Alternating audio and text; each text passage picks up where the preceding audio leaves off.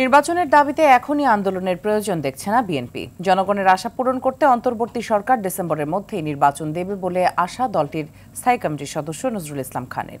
বিকেলে গুলশানের দলীয় চেয়ারপারসনের রাজনৈতিক কার্যালয়ে 12 দলীয় জোটের সাথে বিএনপির লিয়াজো কমিটির বৈঠক শেষে তিনি এমনটা বলেন। এ সময় 12 দলীয় জোটের পক্ষ থেকে প্রশাসনে থাকা ফ্যাসিস্টদের অপসারণ ও জুলাই আগস্ট গণহত্যার বিচার দাবি করা হয়।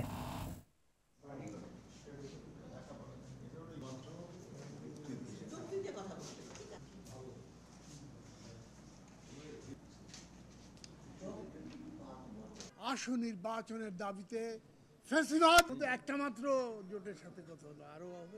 আমরাই এই সরকারকে বসিয়েছি এই প্রত্যাশায় যে দেশে গণতন্ত্র পুনঃপ্রতিষ্ঠায় তারা ভূমিকা পালন করবেন, তারা জন আকাঙ্ক্ষা অনুযায়ী কাজ করবেন বলে আমরা আশা করি। কাজে এই সরকারের বিরুদ্ধে আন্দোলন করার তো কোনো প্রয়োজন আছে বলে আমরা মনে করি না।